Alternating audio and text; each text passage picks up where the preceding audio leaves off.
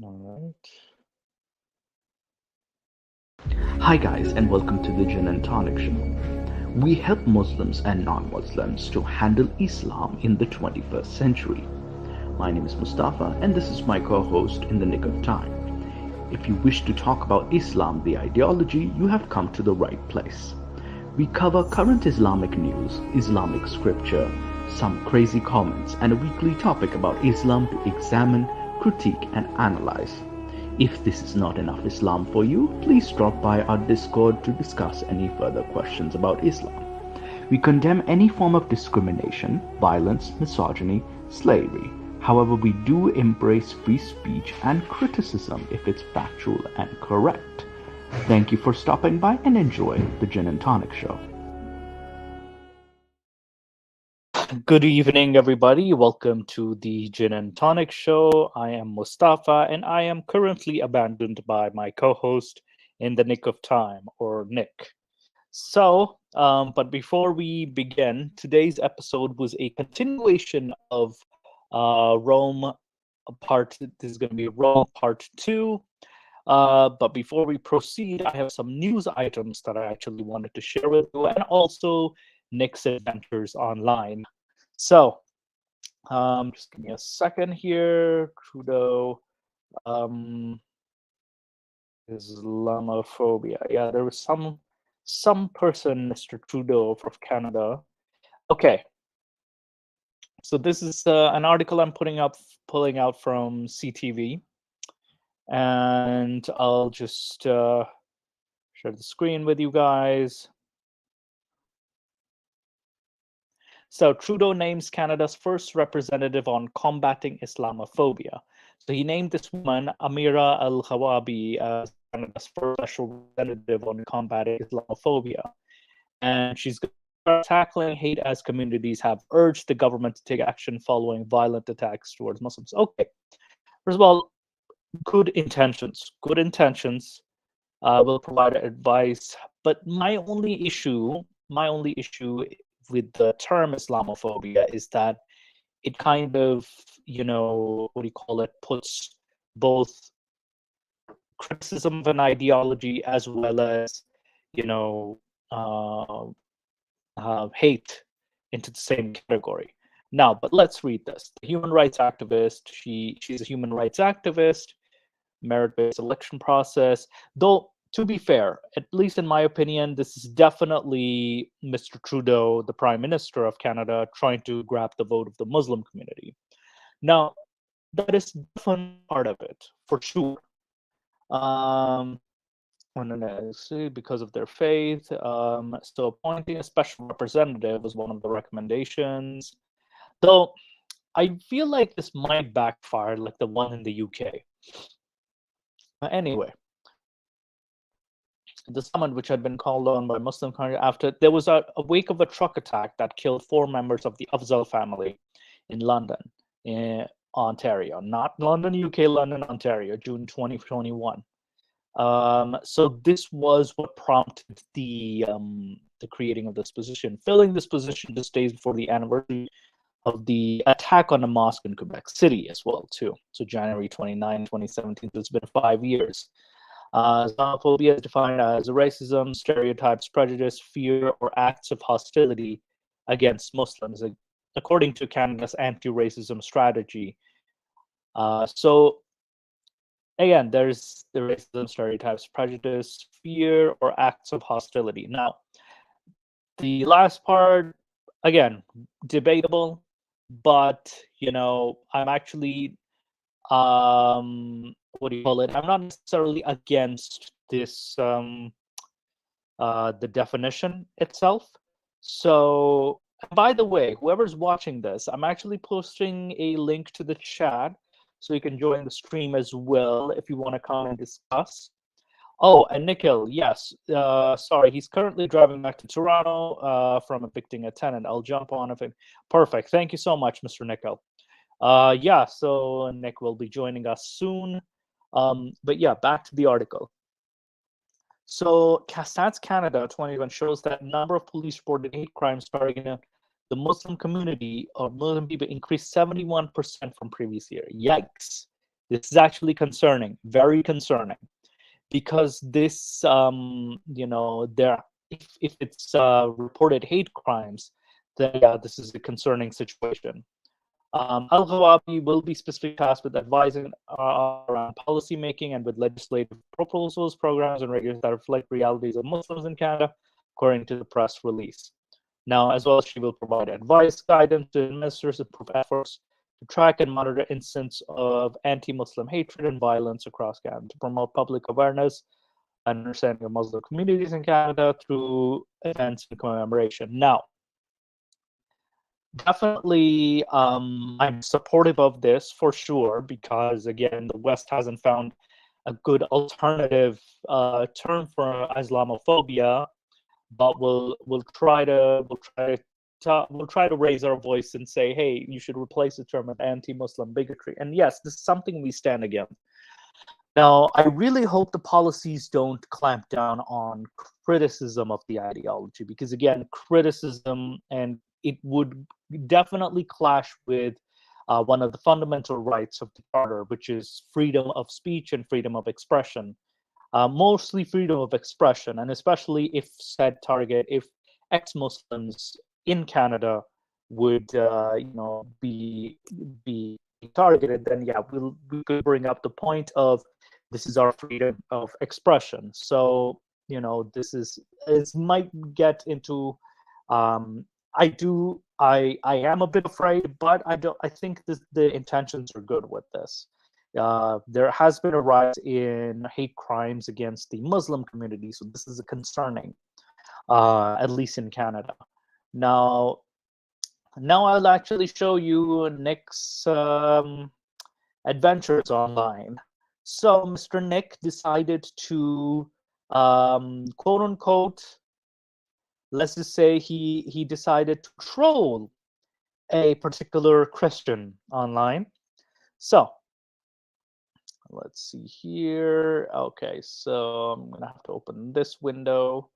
So Mr. Nick is David Agnew here, and this is a message sent by whatever this name is. So about me, I'm a Christian who loves children. Oh boy, who loves children, love helping the needy children. Okay. This is very questionable. This very first statement is very questionable. God loves us equally, so let's treat ourselves equally. In this year, let God change every bad plan upon us. So God does have the bad plans. Just you want him to change that bad plan. I thought this plan was stagnant. Anyway. So he's like, I'm well, how are you? He probably got messaged first. Or even if Nikhil decided to message him first, you troll, you. All right. So he's like, I'm good. I'm called Linton Joram. And you? He's like, I'm David Agnew. I'm a Catholic whore currently enjoying Congress out of wedlock with my black Jewish boyfriend who works at a military abortion clinic. So hail Satan and have a lovely afternoon, sir. Oh boy, Nick. All right. So, oh sister. So he assumes this person assumes you're a female. Oh sister, I'm just requesting you for some few minutes. For what regards? I'm requesting for some help, please. And he says no. This is the end of the conversation. Interesting. This is a very interesting conversation. So yeah, this is what happens. So when you message Nick and he becomes full-on troll. So yes, last week we left at Rome. We left at Rome. We couldn't finish the entire thing, and we were at the Spartacus revolt. That is, or we finished with the slave revolt, which was between 73 to 71. So this is the war against Spartacus. So now we're going to our favorite person, or at least the most famous person in history, Julius Caesar, and Caesar's campaign in Gaul. So these are the Gallic Wars. So Gaul was located in present-day France, Belgium, Germany, and Switzerland. By the way, I'm not going to read every single thing because again, I kind of want to move forward as fast as possible.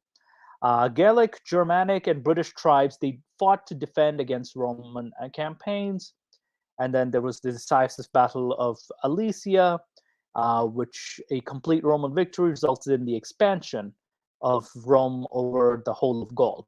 Now, apparently, this was what gained Julius Caesar a lot of fame. The campaign in Gaul. And though the Gallic military was as strong as the Romans, the Gallic tribes and internal regions eased victory for Caesar. Yes, Vercingetorix was the chieftain, and he attempted to unite the Gauls under a single banner, but it was too late. Now, Caesar portrayed the invasion as a preemptive and defensive action, so that's how he presented himself. But historically agreed that he fought the wars primarily to boost his political career and to pay off his debt. So definitely there was political intentions behind this.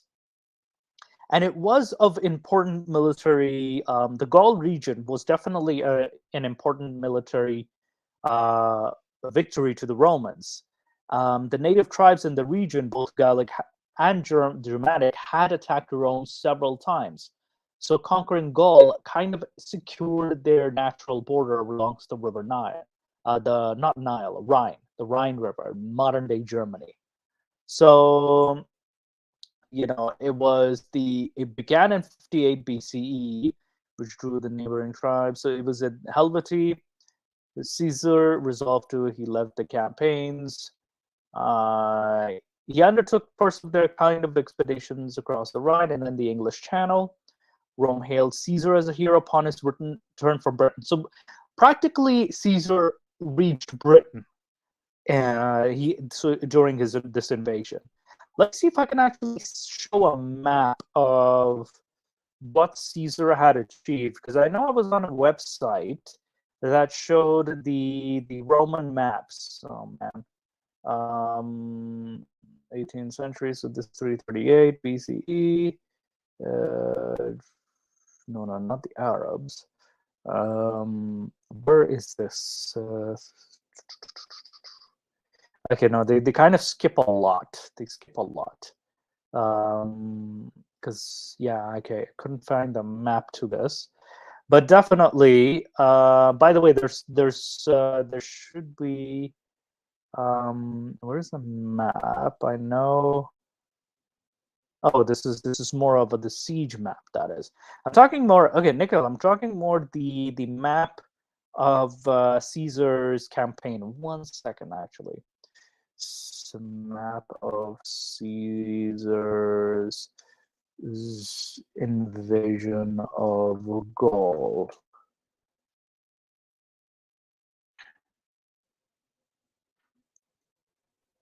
Okay, so the Gallic Wars. Let's see, this is from Wikipedia. Well played. No. Let me just not use Wikipedia for once. Is there...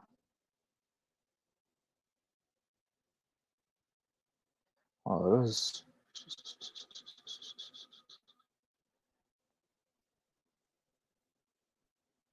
Gosh darn it. All right. Images.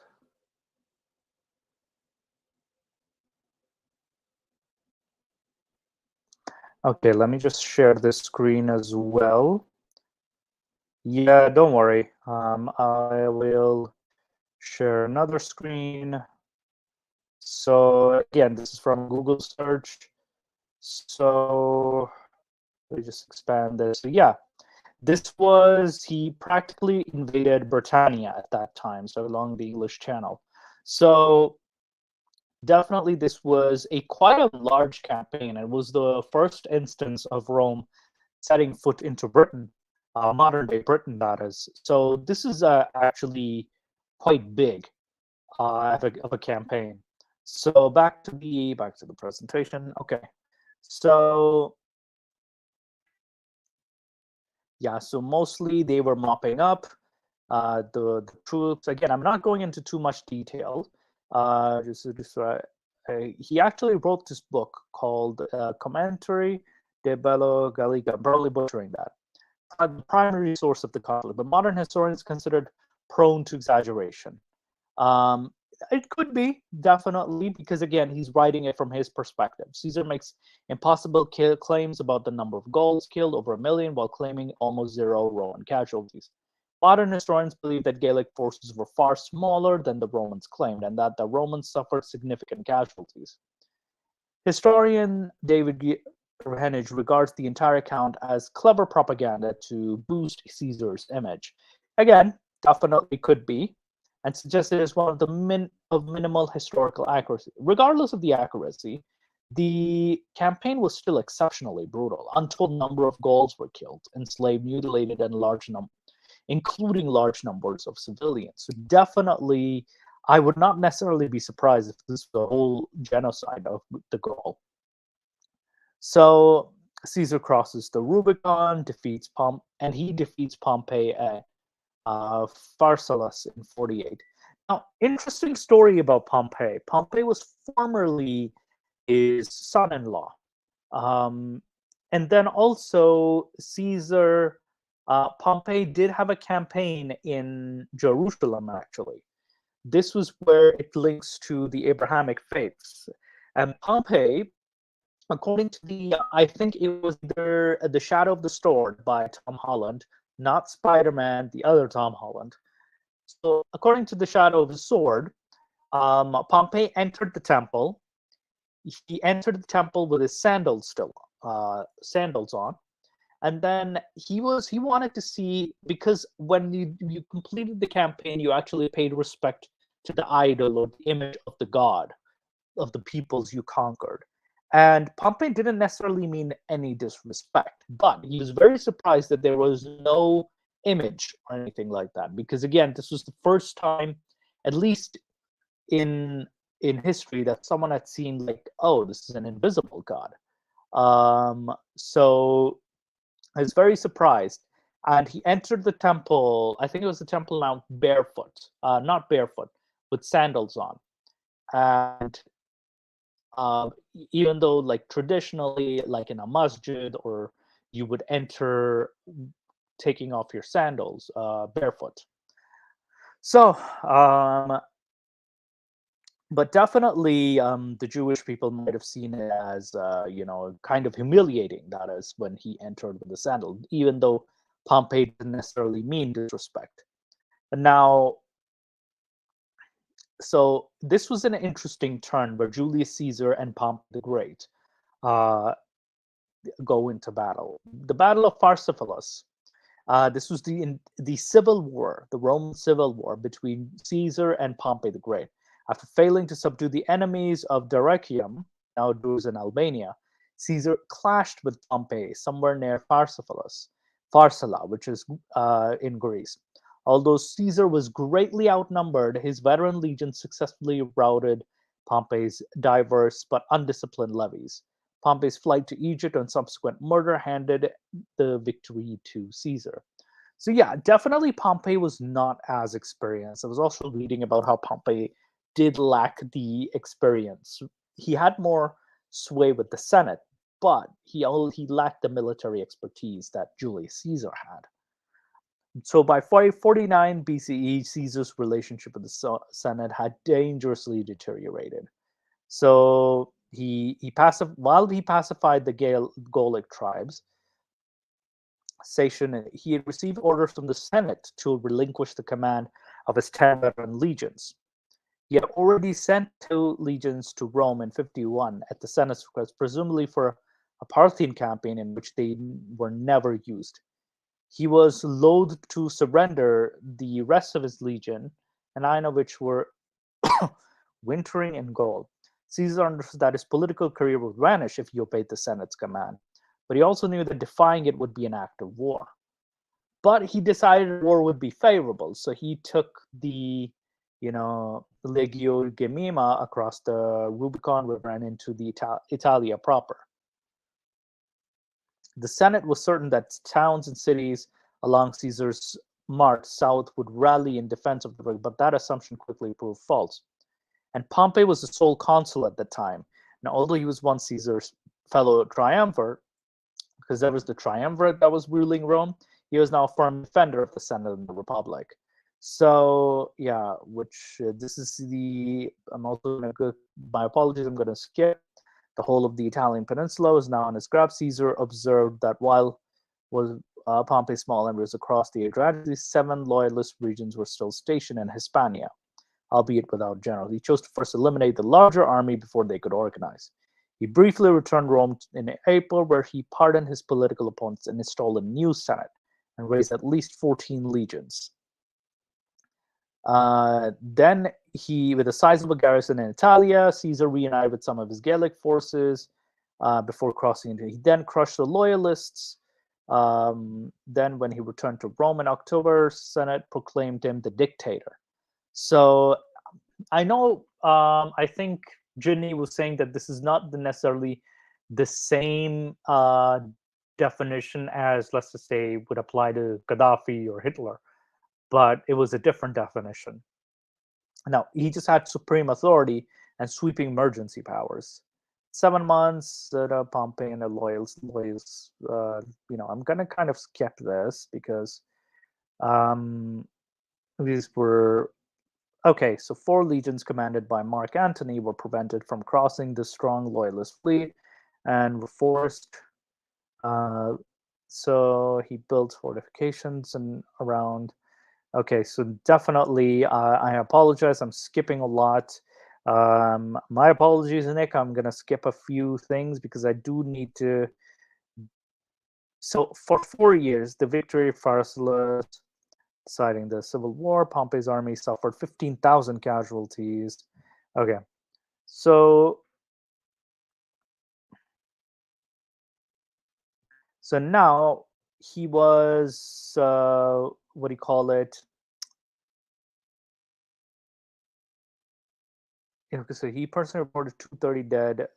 So apparently, Caesar's casualties are unknown. Should be treated with So even though he reputed low casualties, was reported with skepticism because with the bulk of the army gone, the exiled Senate was in no position to mount an offensive. Caesar pardoned his surviving enemies. Pompey was thoroughly stunned by his army's destruction and fled to Egypt, and in the hope that young Ptolemy VIII would grant him refuge. Ptolemy's advisors had Pompey killed as he was coming ashore. So Caesar reached Egypt shortly thereafter and is said to have mourned his old friend's murder. Now, when hostilities finally abated, Caesar returned to Rome as the undisputed victor of the civil war and the dictator of the Roman Republic. He would bear that honor until his own assassination a year later. So this is where the turning point. This is another turning point in history. The assassination of Caesar. Now, Julius Caesar, the Roman dictator, was assassinated by a group of senators on the Ides of March in 44 BCE during the meeting in the Senate at the Curia of the Theater of Pompey in Rome, where the senators stabbed Caesar 23 times. So now the senators claimed that they had acted over fears that Caesar's unprecedented concentration of power during the dictatorship was undermining the republic. At least 60 senators were party to the conspiracy led by Marcus Junius Brutus and Gaius Cassius Longinus. Despite the death of Caesar, the conspirators were unable to restore the institutions of the republic, and the ramifications of the assassination led to the Liberators' civil war and ultimately the Principate period of the Roman Empire. Now, and during this time, there's a joke that he was stabbed 23 times and there were 60 people involved. So even back then, there's a joke with students that even in group projects back then, not everybody did their part. So yeah, this is an example of a group project where only less than half of the senators did the stabbing, or at least didn't completely stab him properly. Also, there's the famous line of "You too, Brutus," or "You too, et tu, Brute," and though reality, I've heard of that he probably didn't say anything. He was probably something around "you too, child," or probably was in shock. So, and that the line is more famous from Shakespeare's play. So, yeah, that in itself. So this was a turning point, and this leads to a civil war. Now, and also Brutus, because Brutus was his adopted son. Now, Octavian, he's also one of the adopted sons, defeats Antony and Cleopatra at Actium. So Octavius, or Octavian, he became while when he defeats them, he becomes the sole emperor. He becomes Augustus. He executed Cleopatra's son Caesarion, annexed Egypt into the Roman Empire, and used Cleopatra's treasure to pay off his veterans. In 27 BCE, Octavian became Augustus and the first, arguably the most successful of all Roman emperors. So he ruled a peaceful, prosperous, and expanding empire until his death in 14 AD, or at the age of 75. Damn, that was a long, long reign.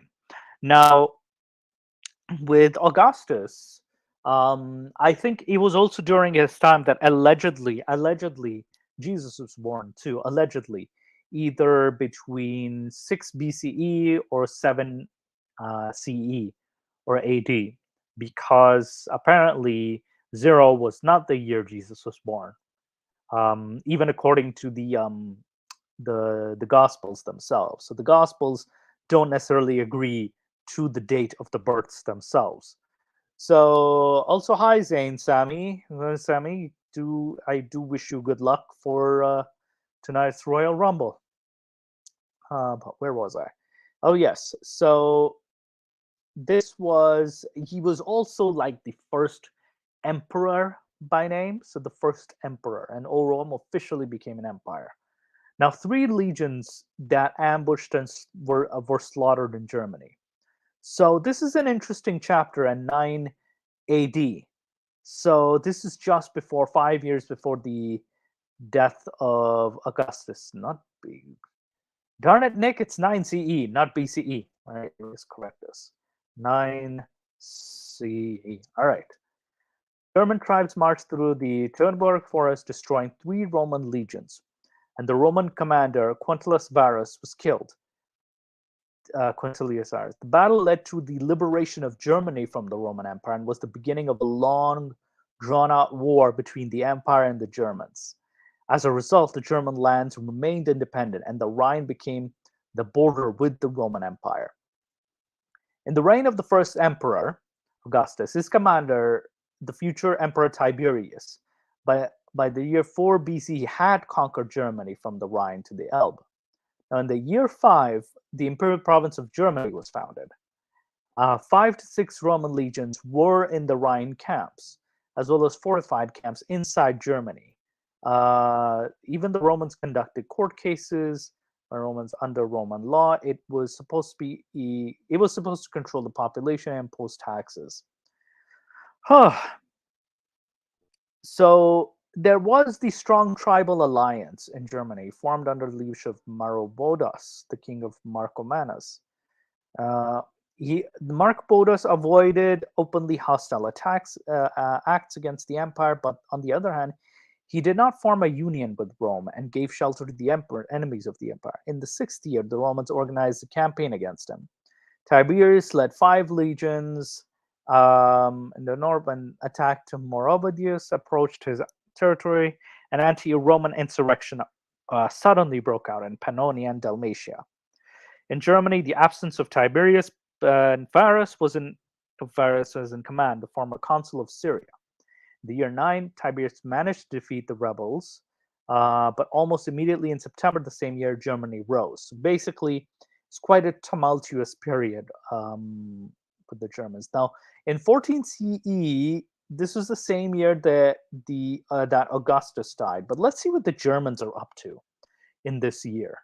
So, by the way, I'm just gonna check some. Yeah, definitely. You guys can jump in anytime you like, for sure. So you can definitely, help me cover the subject. So and actually discuss the subject too.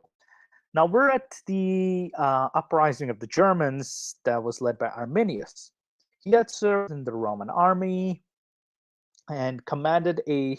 I apologize if I sound a bit boring because there's a lot of information, a lot. And he had earned Roman citizenship. Quintus Varus completely trusted him, and they often feasted together. Nick, I think you put in a lot of information, and I'm glad you did. But man, we should have summarized this. Okay, so the Germans behaved quite peacefully. Varus dispatched troops across their country. Um, where was I? Guard are there to fight outlaw robbers, while Arminius was preparing a conspiracy, urging other leaders to oppose the Romans. Sources do not report which tribes were involved in the plot.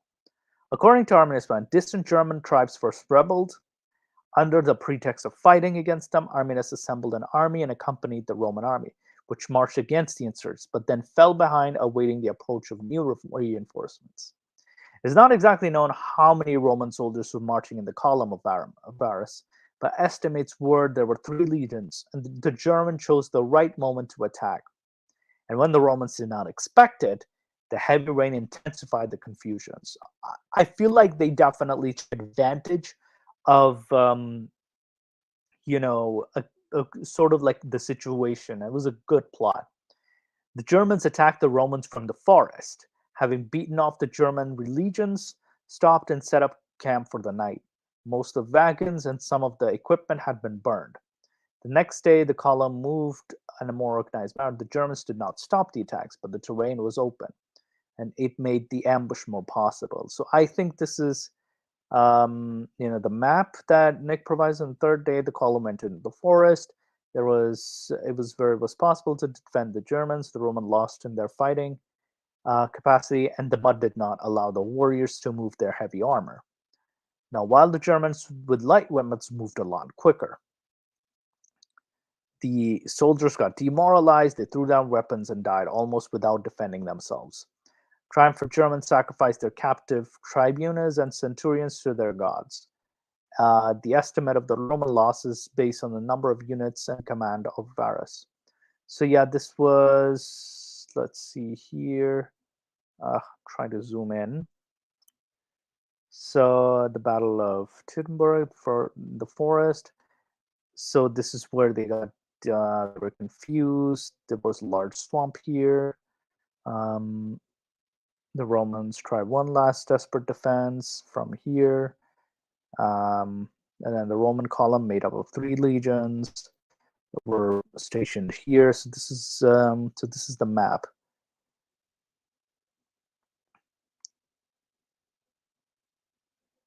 Ugh, what are you doing? Okay. So since the legions of the empire were weakened by the 3 years of Pannonian and Dalmatian war, were in Dalmatia, away in Germany, there was a serious threat of invasion by the Germans into the Gaul. There were fears of Germans moving into Italy and Rome, and Emperor Octavian Augustus hastily assembled a fresh army on the Rhine. Remaining on the Rhine, there only remained 2 legions. In the year 10, Tiberius, with his legions, campaigned to central Germany. Germany was forever lost. So it was forever lost to the Romans. So Roman provinces of Lower and Upper Germany joined the left bank, and thus they were in Gaul. The population there quickly Romanized. The Roman Empire no longer attempted to seize or hold territories beyond the Rhine. I mean, they did try, I think, in Marcus Aurelius's reign, but even then, it was kind of a very, very long process. Also in 33, the crucifixion happened, roughly speaking, 33. But then again, we don't know if it's actually Jesus or, what, because there was a huge number of messiahs, or for some people who claimed to be messiahs were crucified. But yeah, in 43, Claudius invades Britain. So before the Roman invasion, the islands of Britain had no single political or cultural identity. Many peoples lived in Britain in large tribal groups led by powerful kings and queens. Tribes each controlled their own extensive territories and resources, and they did not always live with peace with one another. The Romans had known about Britain long before they decided. This was during the time of Caesar, practically. Came to know of its peoples during the wars with Gaul. So, which brought much of what is now France, Belgium, Luxembourg, Switzerland under Roman control. During the time, Caesar undertook two military expeditions in Britain. Although these campaigns did not intend or result in conquest, he extracted tribute from some of the British tribes and gained knowledge of southern Britain's natural resources and their potential value. So then in 43 CE, Claudius then invaded um, Rome. And then we have the revolt of Boudica, and then there's the Jewish revolt, which is an interesting plot point in 66. So there's a second one, and then so there's two of them so far that I know of. Was there a third one? Don't remember. Anyway, let's see the first Jewish revolt. So the Jewish rebellion against Roman rule in Judea.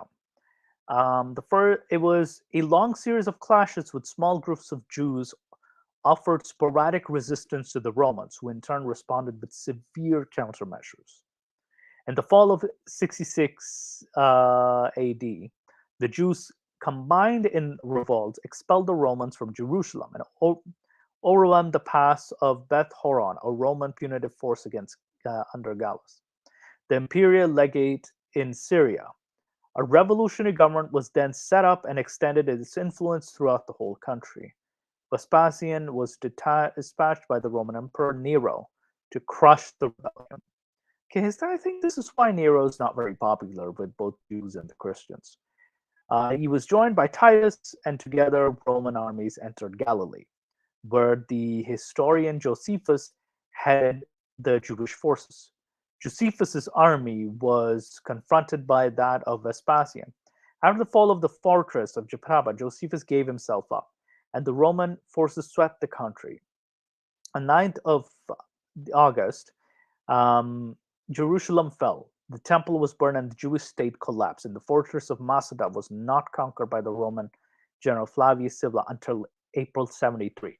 Now, this is interesting that Josephus was actually part of this campaign, and he's the historian that writes the Chronicles of the Jews. Now, people use Josephus a lot to say, oh, this is how Jesus existed. Like they kind of quote him a lot, but a lot of the he probably mentions a small passage, which probably is propaganda, by the way, Christian propaganda, um, that he just happened to see Jesus somewhere. But again, even that it's not very reliable. Though Josephus does, what do you call it? Uh, report report a lot of history in regards to the revolt. So he practically writes about the history. So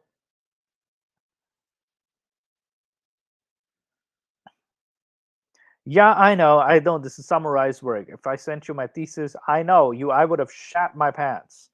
Because again, this is a show and I don't want to, what do you call it?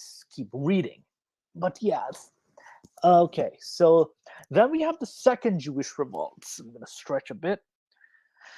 This is also called the Bar Kokhba revolt. I hope I'm saying it right. So between 132, 135, and it was, but what? Why does the 115 to 117? Darn it, Nick! All right, so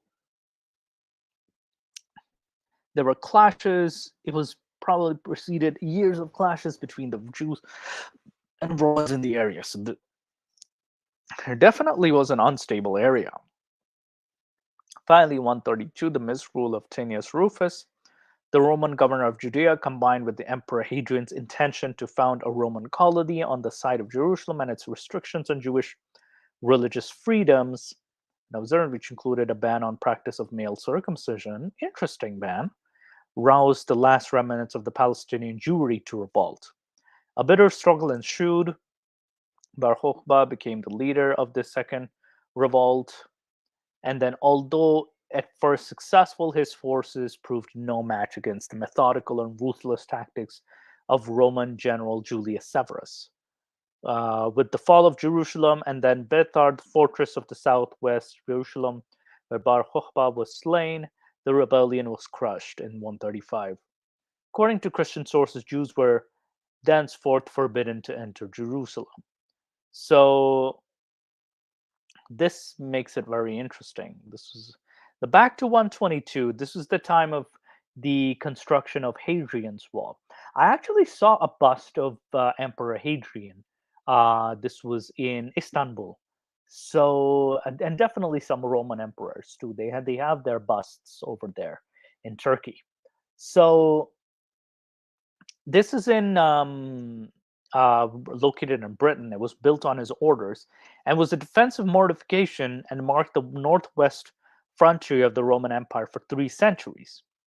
It was 73 miles in length and stretched from coast to coast across present-day northern England, between Wallsend and in the east to Bowness-on-Solway to the west.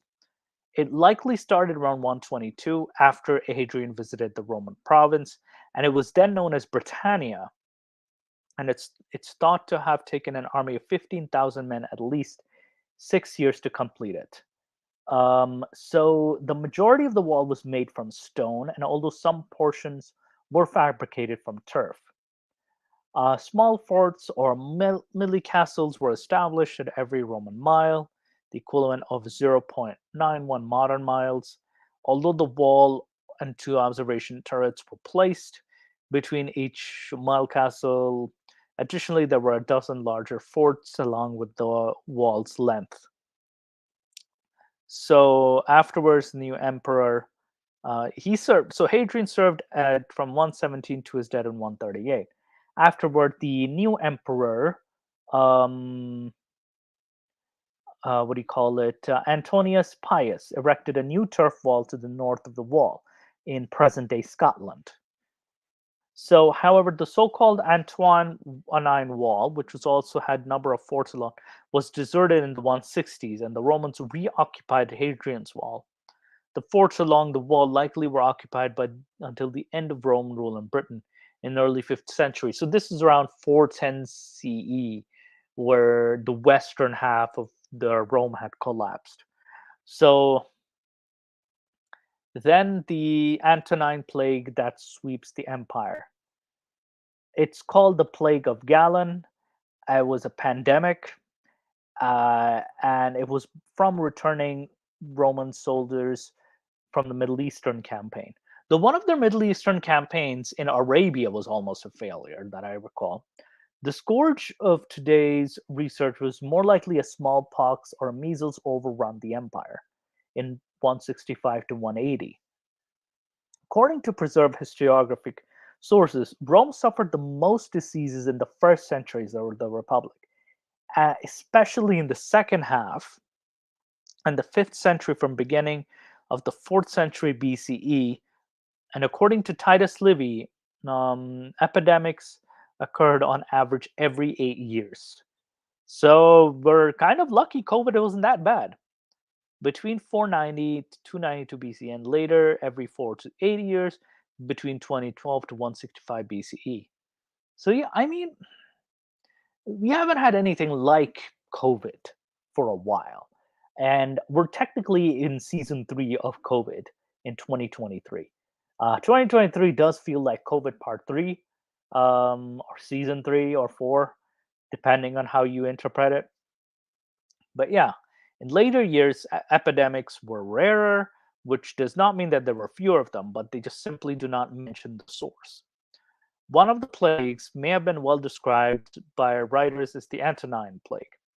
Modern researchers have a large amount of historical data related to this issue, which, however, is sometimes quite fragmentary. The most important source is the notes of Galen, the physician of Lucius Verus and Marcus Aurelius, who was an eyewitness to the spread of the plague. Later writers also left many details about the scourge, including Cassius Dion, Ammanius Marcellinus, Ethiopius Orzus, and others. So yeah, this is how we collected Roman history. Practically, we had a lot of eyewitness accounts. Also, inscriptions on or coins from the second give us a view of what social and economic changes took place during and after the end of the plague. So, which is definitely interesting how they actually saw the coins as well. As a result of the plague, Emperor Lucius Verus, coordinator of Marcus Aurelius, most likely died in 169. The epidemic returned 9 years later, and according to Roman historian Cassius Dion, killed 2,000 Romans a day, a quarter of those infected. The total number of victims of the plague was expected to be up to 5 million, which means that sometimes one third of the population in regions concerned had died, and the Roman army was significantly depleted. Some researchers say that between 14 to 20% of the population of the Roman Empire died from the plague. Such losses could not be rebuilt for the next century, which was indirectly introduced by Rome in the so-called Great Crisis of the 3rd century.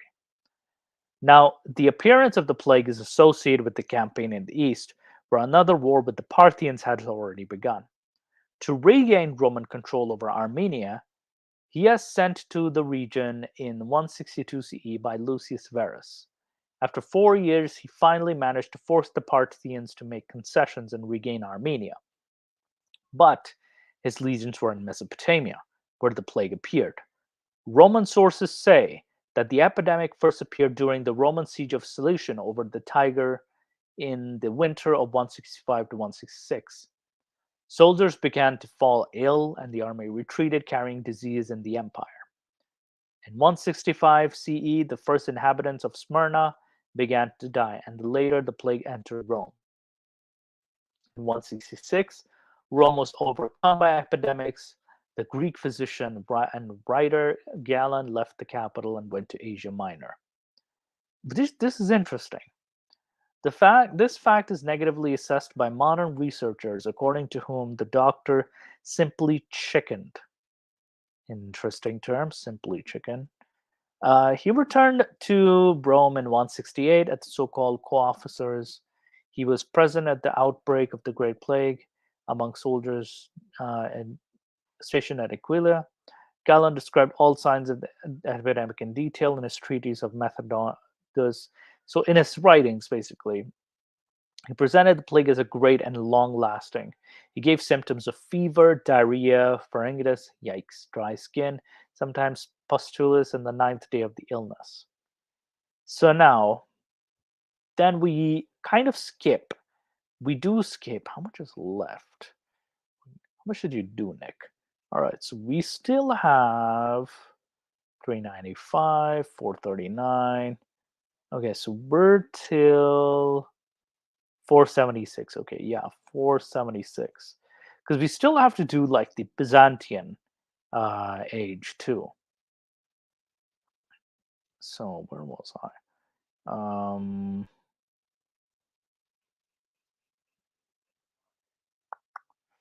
Okay, so we are at 284.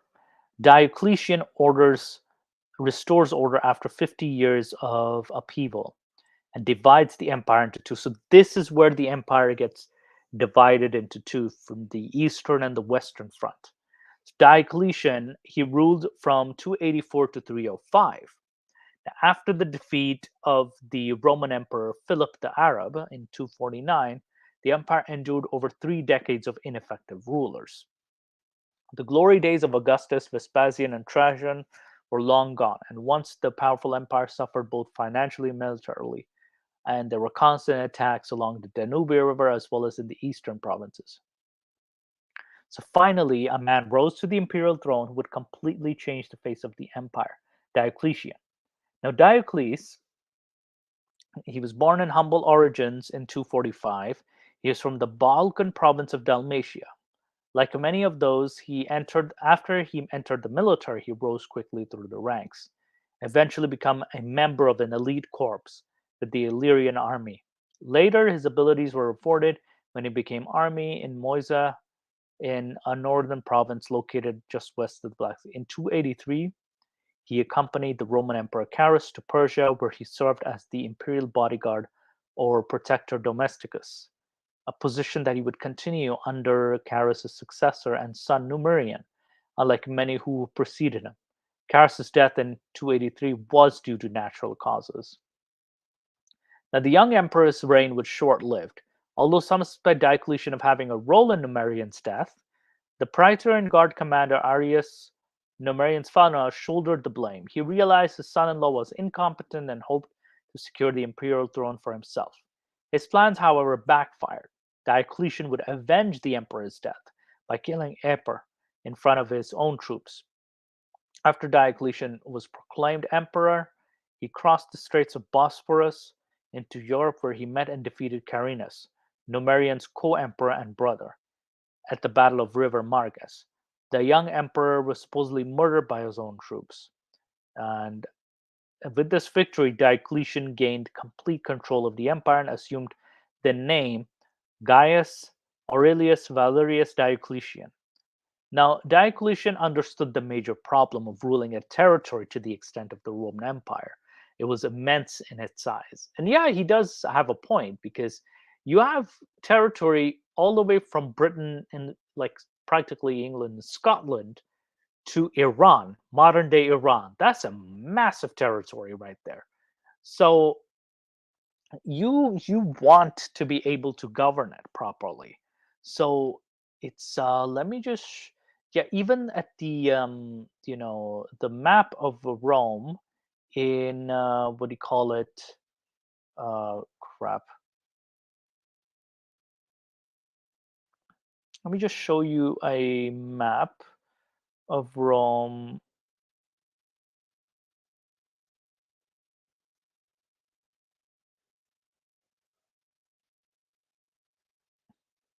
Under the reign, and it's like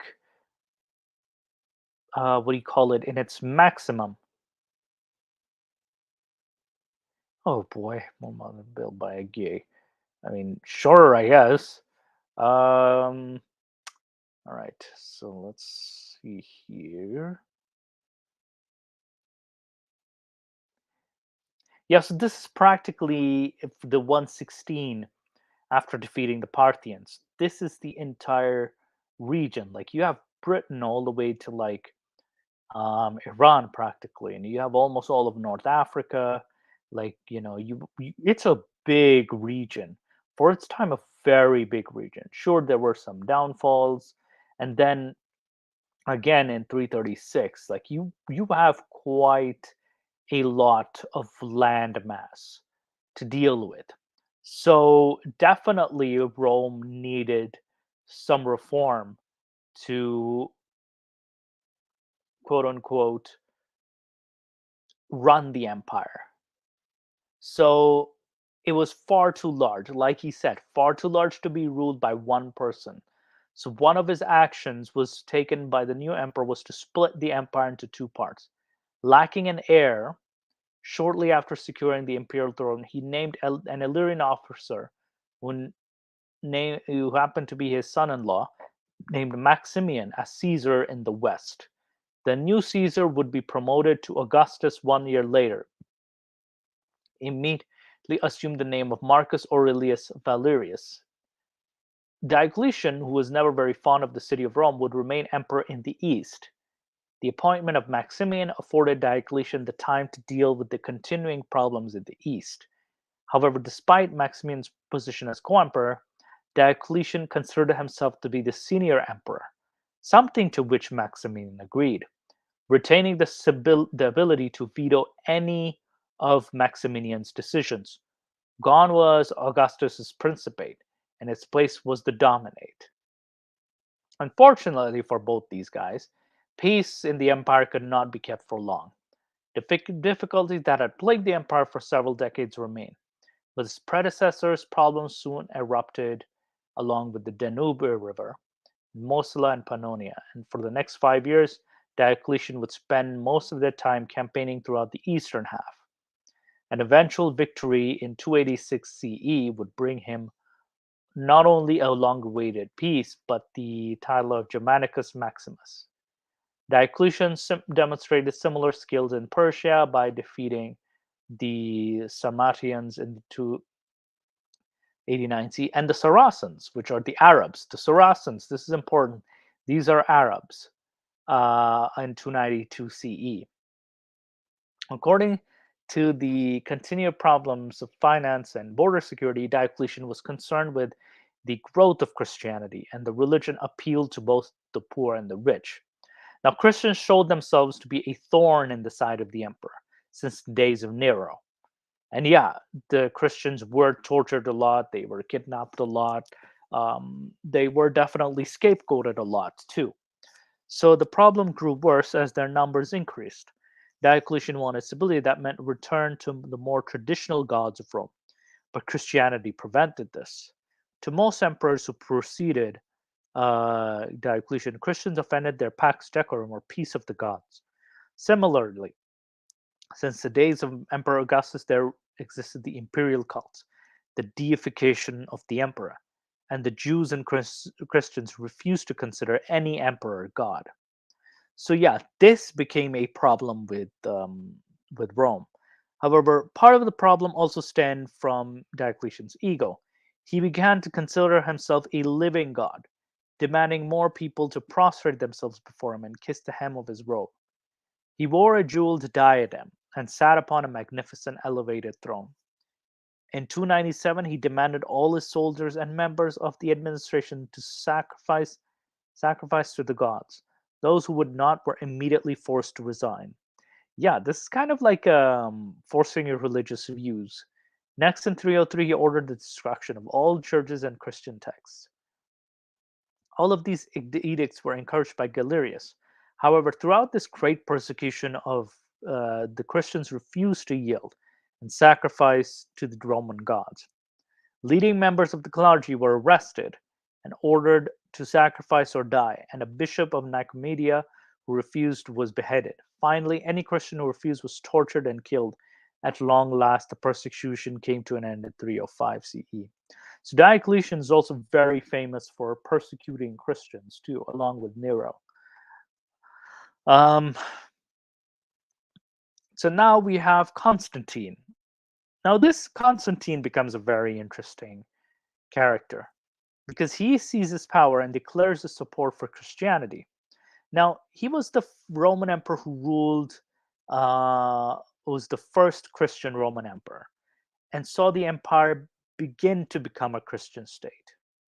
Now, his father became the Western Roman Emperor in 305.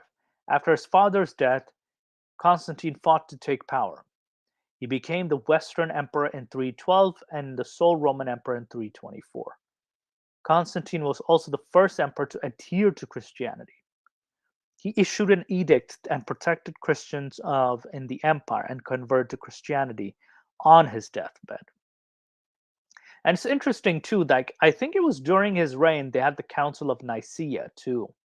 I'm not sure, don't remember which year it was, but it was definitely an interesting chapter in history. This was where we would decide in the Council of Nicaea which texts, which Christian texts became canon and which weren't. So this kind of ties to Islamic history because the rejected texts did definitely influence Islamic texts later. But yeah, let's continue. Early life, the Constantinos would become Constantine the First, father Valius Constans, an officer. So Constantine's father left Helena and married stepdaughter of Maximian, and sent to court of Diocletian, the Eastern Roman Emperor. There, Constantine was educated in Latin. He also likely witnessed the persecution of Christians in 289. He's following the abdication The father became the emperor. Constantine then joined his father on the military and fought again alongside with him in Britain. Next year, Constantine died at in now York. Constantine was declared emperor by his troops. To make the designation official, he began to fight for power. Now, there was a period of a civil war. He defended his position against different Roman factions, including Maxentius, Maximian's son. Then in 312, he fought in Italy to meeting Maximian's forces near the Tiber River. Accounts of Constantine's life state that following a vision, he had ordered a Christian symbol to be painted on his shoulder shield. Under this emblem, Constantine was successful in a battle and entered Rome. Now, this account was definitely, there was another account that said, oh, he saw a cross in the sky and it was like, was a symbol. But there's a lot of like myth surrounding this so-called vision. Constantine, he became the Western Roman emperor, but then he soon used his power to address the status of Christians, issuing the Edict of Milan in 313. This proclamation legalized Christianity and allowed freedom of worship throughout the empire. For a time, Constantine stood by as the others ruled the Roman Empire. In 316, Licinius, who had been sharing power, became the only Eastern emperor. In 324, he defeated Licinius and took control and reunited the empire. After this triumph, Constantine founded Constantinople, modern-day Istanbul. This is in Turkey. It was the site of Byzantium and also became the new capital too. It was interesting that he became the sole Roman emperor with his adherence to Christianity. And then he did establish his influence over religious texts. Not wanting questions about the divine nature of Christ to sow discord, he summoned Church Nicaea in 325. This is very important, the Council of Nicaea. Out of this came the Nicene Creed, which affirmed that Jesus was a divine being. So there was this weird argument on, Jesus being a divine being. There's a huge myth that, it was in this council that they decided that Jesus was the Son of God. No. This was already a Christian myth to begin with, that he was the Son of God. This already existed. In the council, it was just like the status of his being was the issue. So while in power, Constantine issued reforms intended to strengthen the regime. So he reorganized the army, and then when he faced the tribes such as Visigoths and Sarmatians. Now, he was in Helenopolis planning a campaign against Persia when he fell ill. He set out to return to Constantinople, but he grew worse and was forced to halt his journey. He had delayed his baptism, a common practice at the time, but now underwent the rite. Constantine died on May 22nd, 337 in Acronia, near Nicomedia.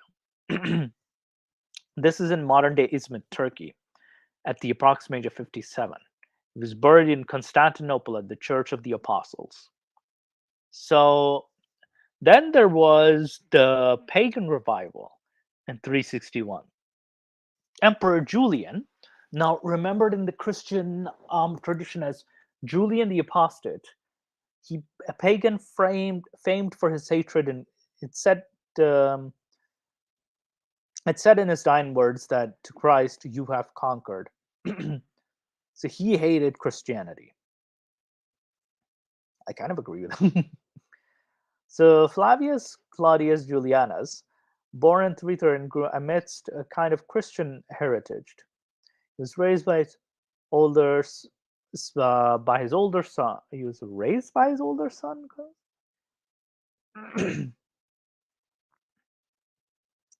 Okay, yeah. I think there is a bit of a confusion here. So the very first famed for conquering the name of Christ. Now Julian kept the act of a Christian, but in his heart he was a pagan, awed by the classical philosophers. And as a historian, J. Stephen Lang observed Julian couldn't see much good in Christianity. His supposedly devout uncle had murdered his own wife and one of his sons, forever marring Julian's vision of the faith. When Constantius died, he became the emperor and went public with his paganism. He also made it clear to his opposition to Christians, the Galileans. He called them the Galileans. Unlike his predecessors, Nero, Julian didn't have them thrown to lions, since he recognized that martyrdom and persecution often seemed to only strengthen the church. He sought a more subtle way. He removed the land and financial privileges that clergy and Christians had previously enjoyed, and set out to restore Rome's Hellenistic polytheistic heritage by rebuilding pagan temples. He later removed Christian educators who didn't believe in pagan legends, and tradition tells of how he executed two Christian bodyguards when they opposed his policies. So Constantine had showed him a rather bloody vision of Christianity, but looking at a wider society, Julius was impressed by the love and generosity of Christians, noting their charity extended not just to their own, but to pagans. Julian attempted to create his own pagan cults that imitated Christian generosity, but he had limited success. So his ambitious rule only lasted 2 years. He was killed in 32 in battle with the Neo-Persian Empire in 363. It's said that his death was by stabbing of a spear. Yeah, that's a weird. That was the line. Julian's last word. You have conquered, O pale Galilean. Again, we're not sure if he actually said this, referring to Jesus Christ. The dramatic and nice account of wrestling, although it's probably he didn't actually say it. Yes, he probably didn't say that. It would fell true to many though. Some Christians probably saw his death, follow the emperor's last breath as God's judgment on Roman paganism. Yeah, that's where the affirmation of the it becomes more of a confirmation of the myth. So the Roman army is defeated at Adrianople by the Goths. So, and this was in 378. So in 376, um, it had been boasted a large. It was a large, efficient army. So a group of migrating Gothic tribesmen and their families arrived at which marked the frontier of the Roman Empire, and there established precedence. Now, by the way, I'm just going to take a bit of a break and have water because I've been just talking.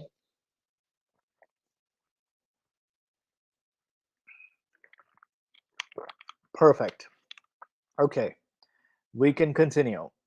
All right. So, yeah, Nick, get your ass on here. Get your ass on here. But yeah, Emperor Flavius Julius Valens was pleased at the thought of settling them on land and Roman provinces. Where was I? See, this is regarding Gothic tribesmen and their families migrating. So the emperor, he was pleased at the thought of settling them, thinking that they might provide new recruits. His local commander sensed an opportunity for out, so they controlled the food supplies on which the migrants would depend on as soon as they could. After the magister, the governor general of Thrace, had extorted their valuables, in some cases even their children, whom they would sell as slaves. He invited the leader of Goths to the dinner. During the meal, a rebellion started, which turned into a bitter 6-year war. Interesting. How a dinner started a war.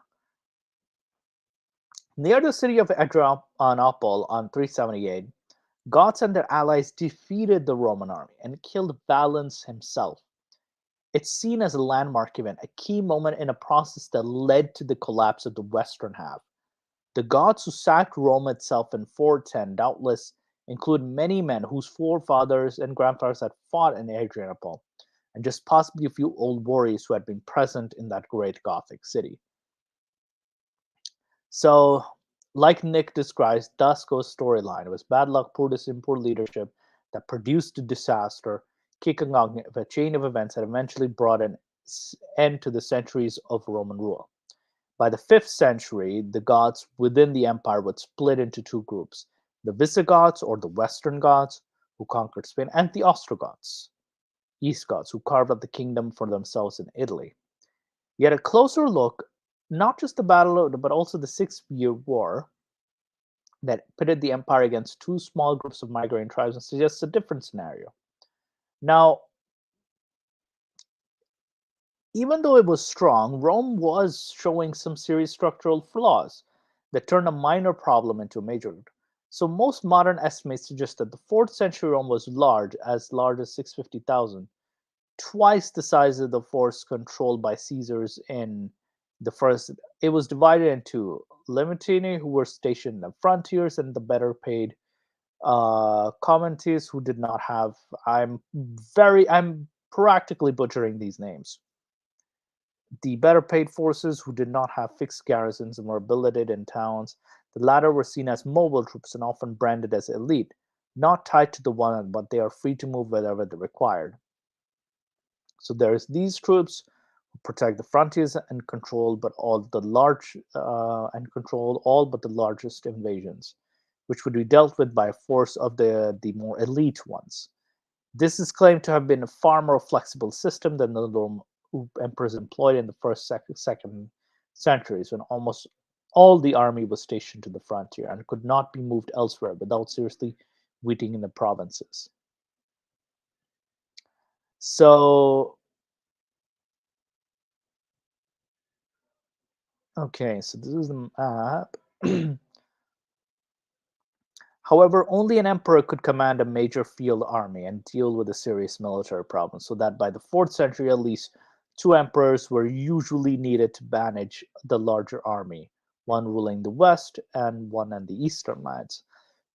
Oh man, I'm actually coughing.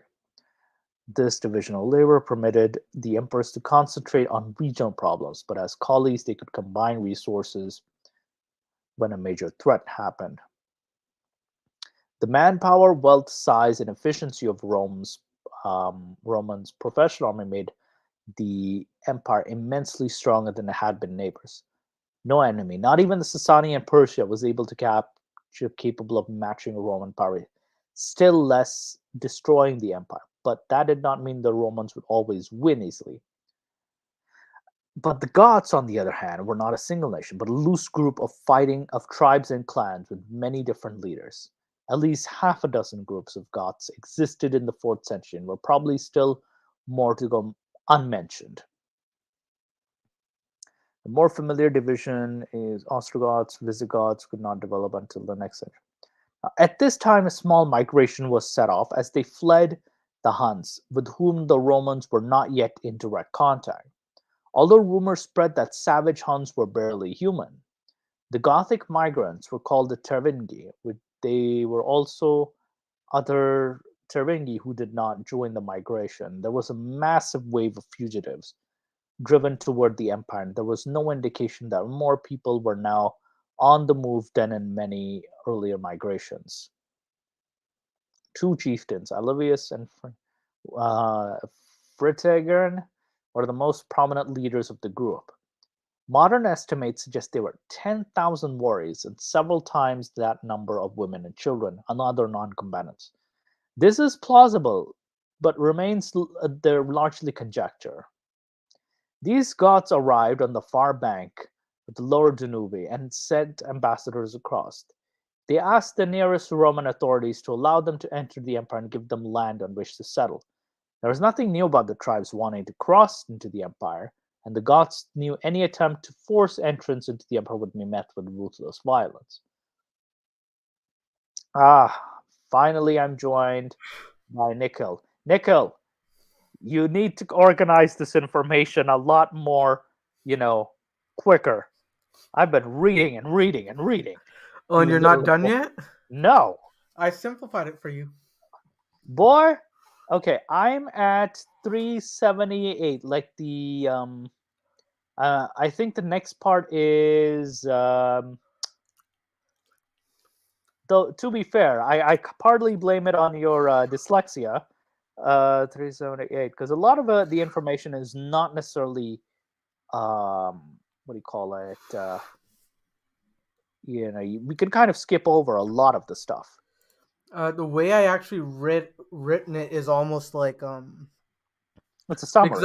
It's a summary of each event. Yeah, but even then, it's a lot of details. So, but yeah, but it's good work. But man, it's a lot of stuff. It's I know Because it's difficult to not be fair. It's very difficult to like because everything is so important. yeah, and like I tried to pick and choose like what were the most important of it here.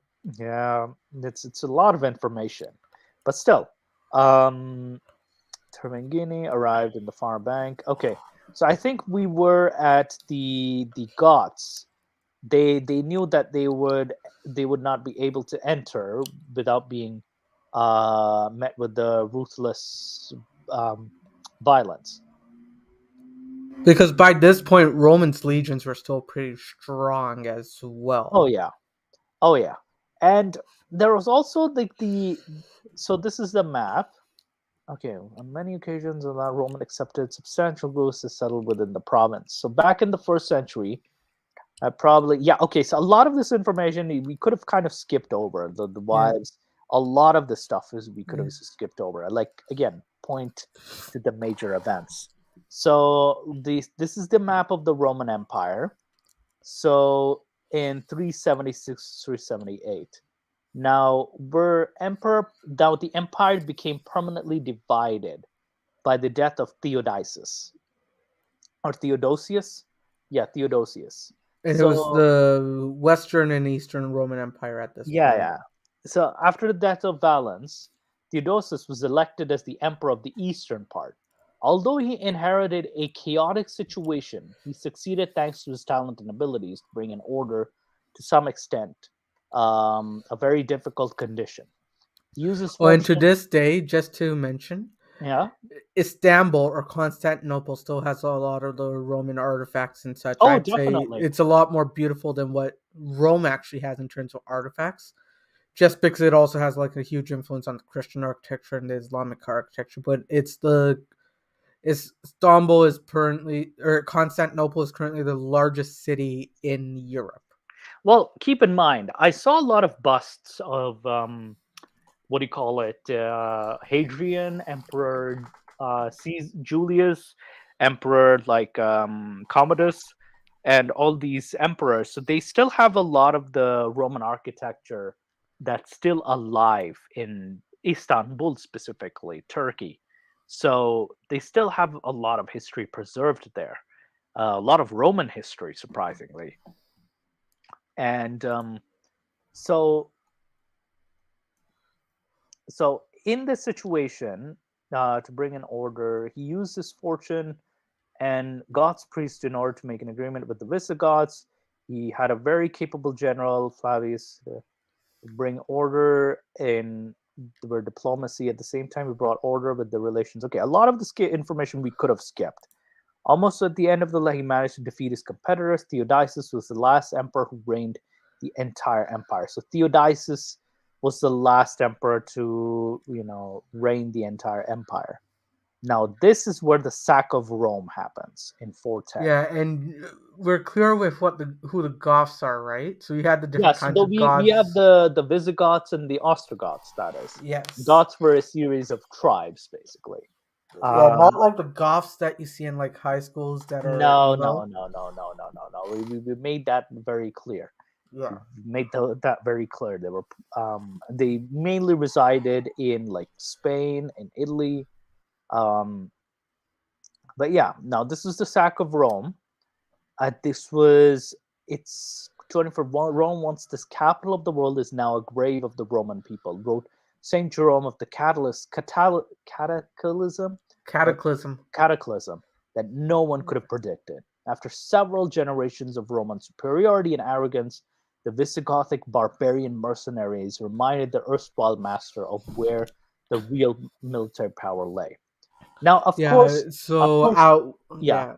I of was course, just gonna mention, like yeah, at yeah. this point, like Rome started deteriorating in terms of like how it treated its people because there were emperors from all over Rome. You had African, you had people from Asia Minor, you had people from Italy, you had people from the Iberian Peninsula become Roman Empire emperors and such. So Rome was actually very inclusive. But after it split, it started when like it started deteriorating, showing like its internal I mean, people as barbarians as well, and this is when the corruption starts. well, keep in mind though, it was not as inclusive as we see it today. Yeah. Because keep in mind, a lot of even the African emperors, their parents were of Italian heritage, of like from that region. And even then, like one of the African emperors, I think he was assassinated within 2 years, practically. So, and there was the discrimination against the Goths, specific, a lot of discrimination against non, like Romans, that is non-Roman citizens, especially the Goths. You could become a citizen of Rome, but then yeah, you didn't. I think you didn't have necessarily the same rights as someone who's born there, so to speak.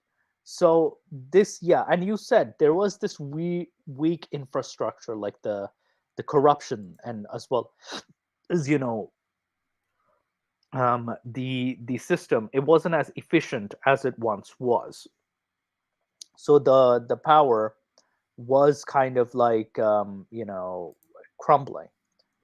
So the Alaric, leader of the Visigoths, had been left embittered by the experience at the Battle of Frigidus.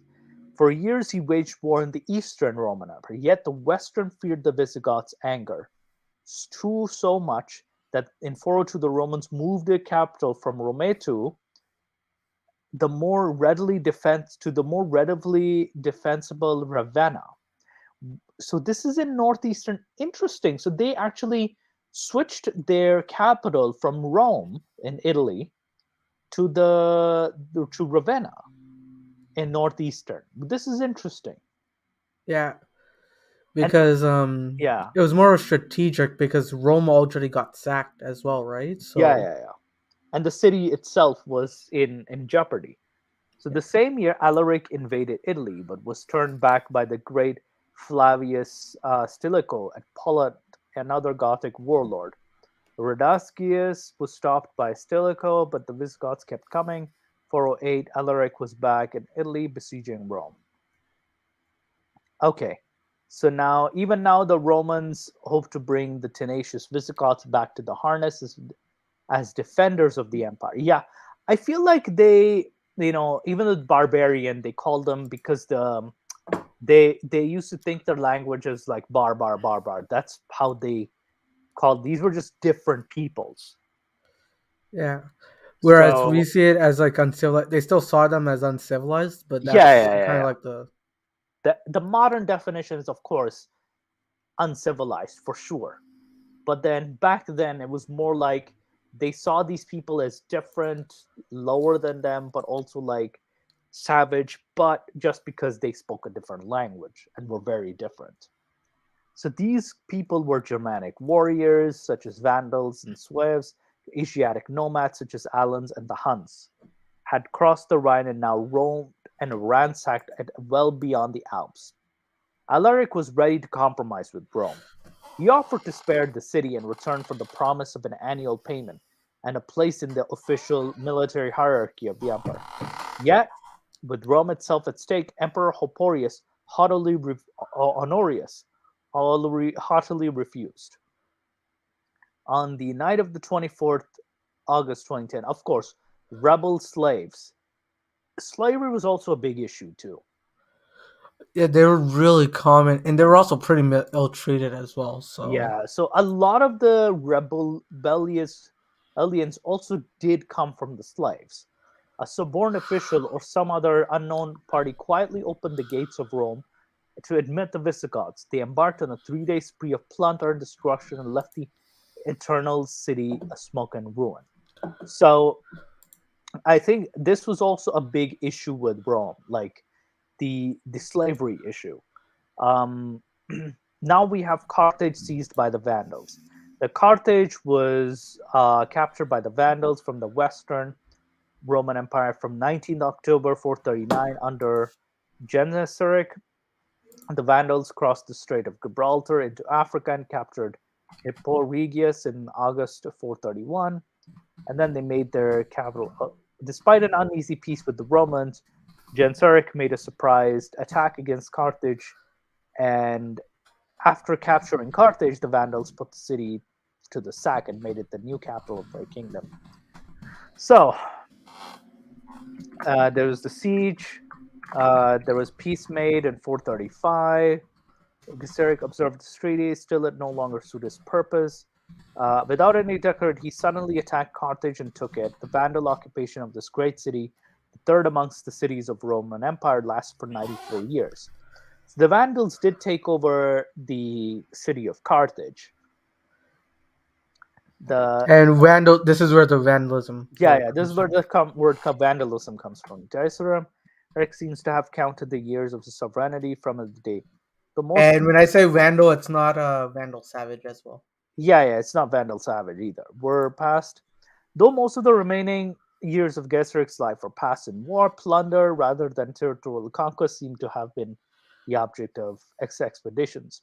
He made, in fact, of Carthage a pirate stronghold and attacked, in his words, the dwellings of the men with whom God is angry. He created probably the only barbarian fleet, which was about 30 years the leading maritime power in the Mediterranean. So there was the sack of Rome in 455 by Genseric, undertaken the responsible call of Licinia, widow of Valentinian. One of the greatest of his, he took the city without difficulty, and for 14 days in calm and businesslike manner. Now the bloodline joins me. Now Zayn Sami joins me. All right. Hello, Zayn Sami. So yeah, I included a map of all this as well. Yeah. So there's the map, and it shows like the attacks of the various tribes and how they took on Carthage. Yeah. So, and this is Carthage is right here. So this is how they traveled from here and then to Carthage. So, and this is the years. Now, this is zoom up on the map again. This is what pisses me off about this World Cup. If Tunisia applied to be one of the hosts, doesn't it look like Italy's kicking a ball to Tunisia or Carthage? So what are you trying to say? It would have been the perfect host, yet they had to give it to the human traffickers known as Qatar. Listen, now, to be fair, God fucking damn it! Why does it still show your? Every time I turn off my camera, it shows your avatar. Yeah, why does it show my avatar? Anyway, so wait, I hear Zayn Sami's trying to say something. We can't hear you, Zayn.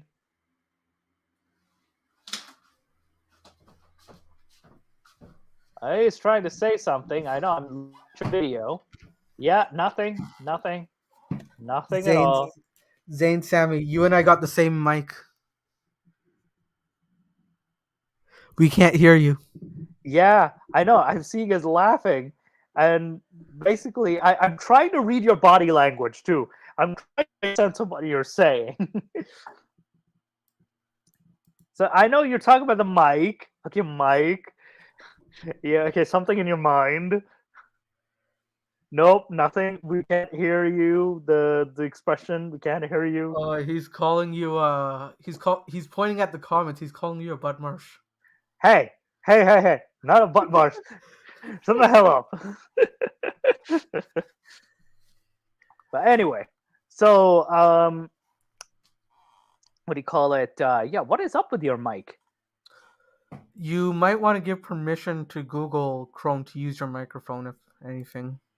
Yeah, that's the case too.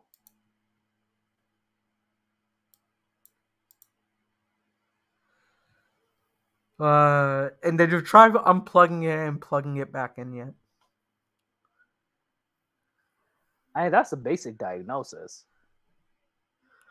Well, he's brown, so that automatic option probably comes to us genetically, but yeah. All right. So That's nothing. No sound. Nothing. Yeah. I mean, try. What can he try? I know I have given him permission. Actually, wait 1 second. Let me just mute you and unmute you. Try again. Yeah, try again. Yeah, no, nothing.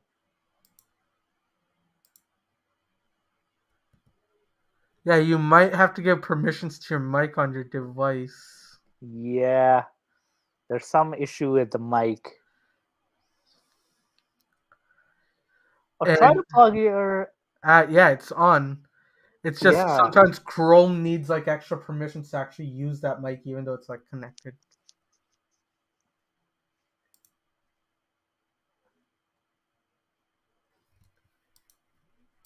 Uh,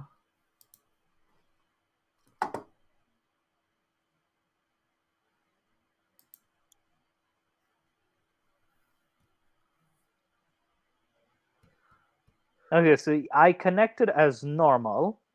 Um, but did you use? Did it ask you for like any permissions or anything like that? No. Yeah, that's a bit of a concern.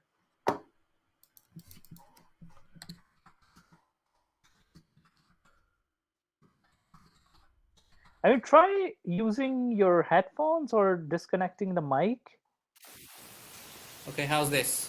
This that is works. much better. Well, We I can can hear hear you. you. Okay, I'll tell you what. Let me put the mic back on. I think I've got it now. Yeah, I think I know what happened. All right. So yeah, how's this? That's perfect. Much better. Much better. Yeah. Yeah, You're hearing there me we now? go. Yeah. Now we can hear you. Now we can hear you cut a promo. Yeah. Now you're gonna hear me cut the promo. Yeah. This really reminds me of that promo between John Cena and Roman Reigns a few years back. Oh, that was a beautiful promo battle. It was a roast battle, an undressing of two.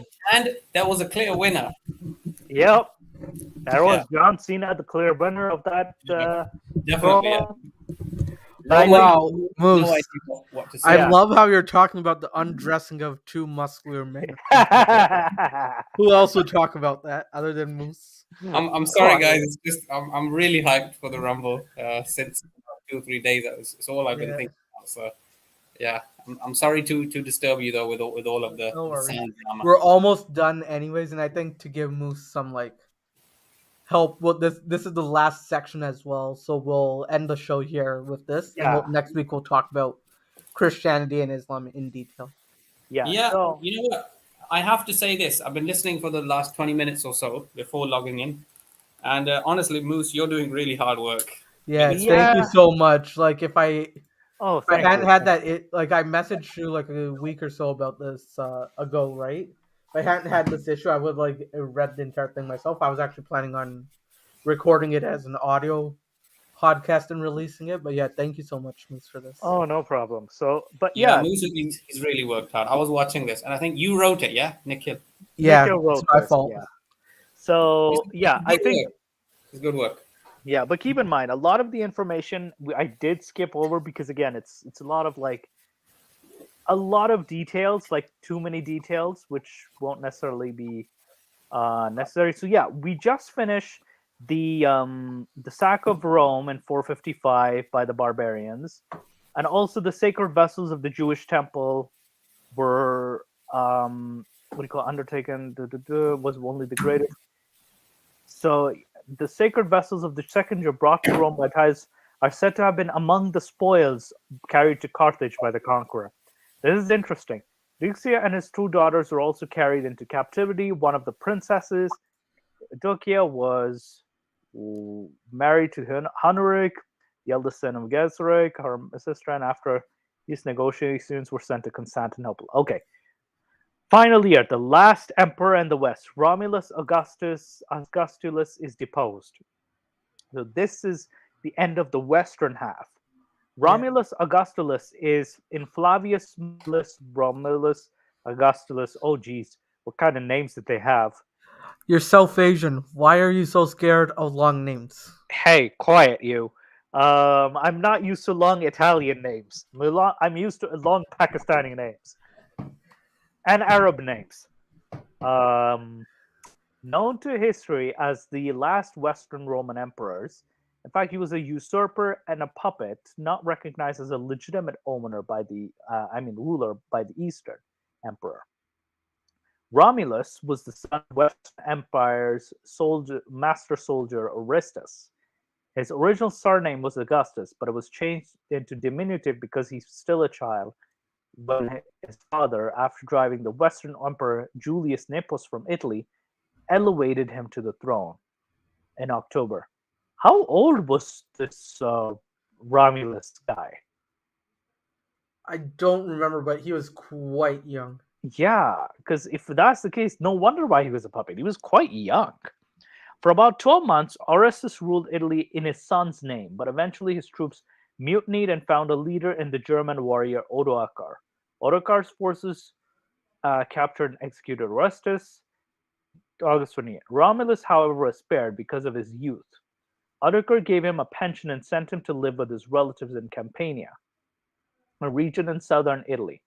His subsequent fate is unknown. A comment by Cassiodorus may suggest that he survived under the rule of Theodoric, which was 493 to 526. And that, my friends, was Is the end of the western half of the Roman Empire. I know. Now, the eastern half has a huge amount of history with Christianity, which I knew was another That's another ball game. ginormous episode, right? So that's why I only in this document I only included until the Western Empire fall. And there are many scholars that say that the Western Roman Empire fall is like the end of the Roman history, and then Eastern Roman was a totally different history for this very reason, because Christianity and Islam's influence is huge on it. But I think it's the people that lived in Eastern Roman Empire still called themselves Roman. They called it Romani, is what they called themselves. We say it's the Byzantine Empire, but that's actually a derogatory term that others empires actually used on them. Well, keep in mind, it's also the term used by historians to separate the period, right? Yeah. It's more so just a separation because a lot of the territories in Italy and Spain were reconquered by the Byzantines or the Romans of the East.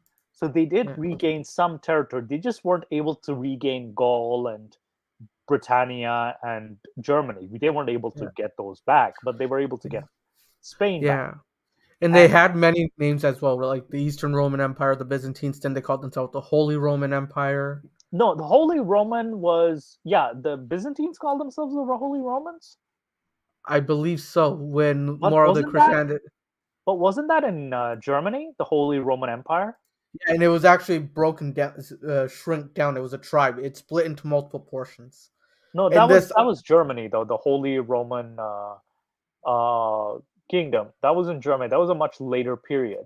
Because I think this was past when way past when the Muslims or the Arab. This was way because past. This was after because the Eastern Roman Empire was huge.